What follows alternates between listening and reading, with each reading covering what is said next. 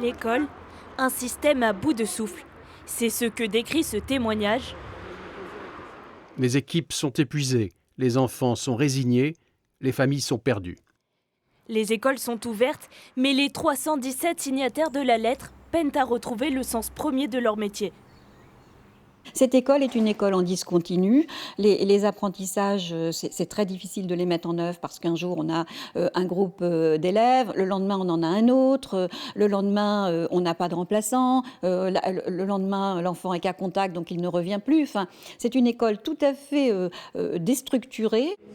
Autre source d'inquiétude, l'état psychologique des enfants et les relations détériorées avec les familles. Nous avons dû, du jour au lendemain, leur apprendre que la classe fermait ou qu'en l'absence de remplacement, nous ne pouvions accueillir leurs enfants ou que leurs enfants ne pouvaient venir qu'une fois testés. Comment créer de la confiance avec les familles quand nous leur demandons l'impossible ? Les parents semblent être du côté des enseignants. Pour gérer tous les cas, tous les tests et tout ça, forcément que c'est compliqué. Tous les protocoles, la procédure et tout ça, c'est...